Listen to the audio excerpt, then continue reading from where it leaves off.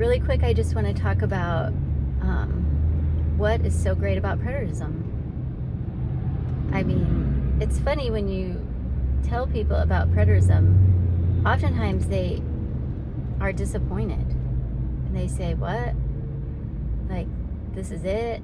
And I always think that's really funny because I guess they were really looking forward to this great global tribulation and the days of wrath and the outpouring of the bowls and the trumpets and 2/3 of the Jews dying and the rest being sold into slavery and like a giant beast with 7 heads and 10 horns, or 10 heads and 7 horns, I don't know, coming out of the sea, and earthquakes and famines and diseases and people eating their children and brother betraying brother. And you know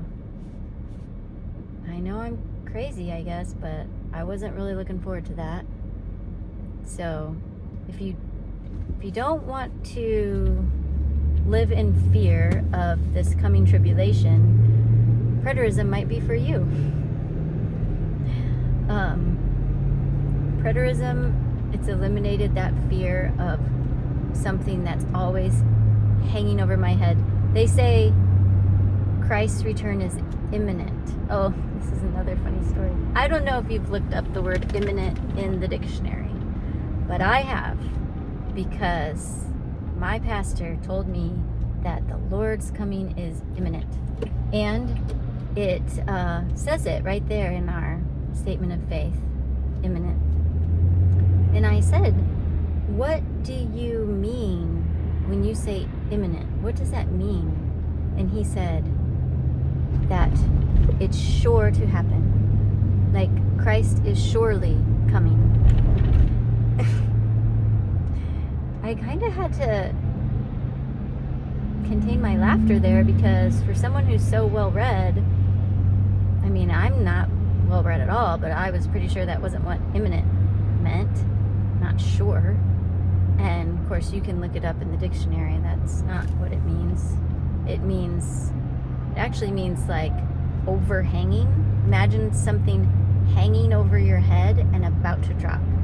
It means about to, soon. The synonyms for the word imminent are not eminent, that's different. Imminent with an I. The synonyms are near, quickly, soon and near.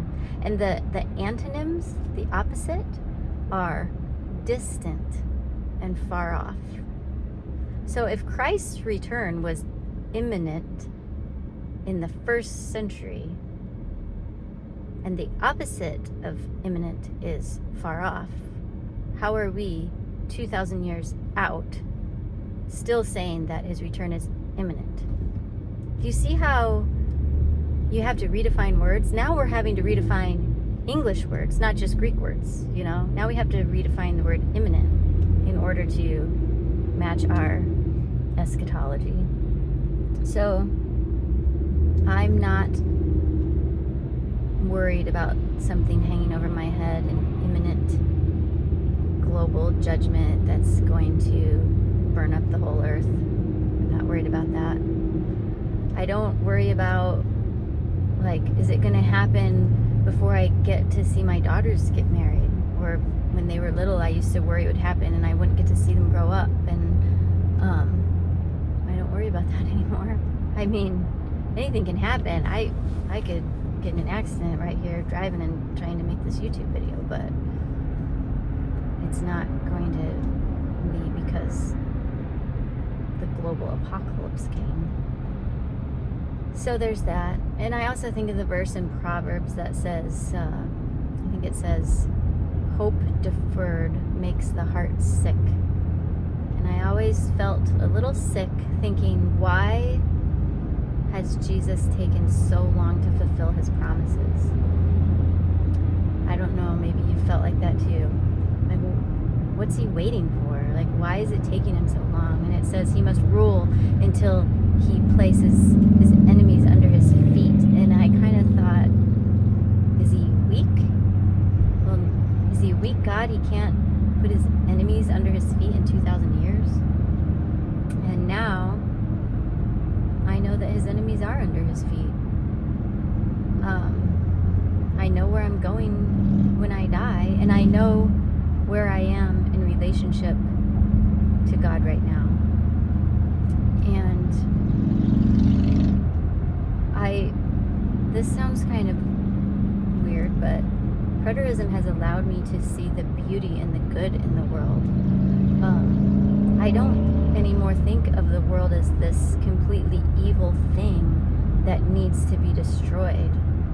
Yes, there's still evil. There's still things that are bad and wrong, and there's sickness and people committing crimes, horrible things. But there's also so much good in the world. There's so much love in the world. There's so much beauty in the world. I don't have to look at a newborn baby and think it's just a package of death. You know? I don't think of it that way. I don't look at the world as cursed anymore. I think we're responsible for what we do in this world and for the impact we have, and but it allows me to really see just all the good in people and the beauty of God's creation. It allows me to enjoy each day without fear of this coming tribulation. I mean, it allows me to have a much greater appreciation for God's word, because I see all the ways he perfectly fulfilled what he said he would do, exactly how he said he would do it. And I don't have to put any gaps in there, and I don't have to twist the words. I don't have to redefine the words. It's actually so beautiful and perfect and mind-blowing the way that God did it. And it allows me, when I read the Old Testament now, it's just exploded with meaning.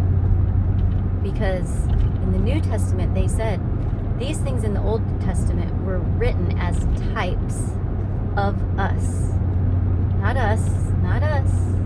Remember, we're opening somebody else's mail. It was written to them 2,000 years ago. It was written to them. The Old Testament was types of them, on whom the end of the ages had come. And so now when I read the Old Testament, I see how all these things in the Old Testament prefigured what happened in the first century. And it's just amazing to think about how God worked all of this out for his glory. So those are just some of the things off the top of my head. Maybe you guys can tell me other reasons why preterism has changed your life for the better. I also don't have any guilt anymore for not wanting Jesus to come back. I struggled with that. I think I've mentioned that before, but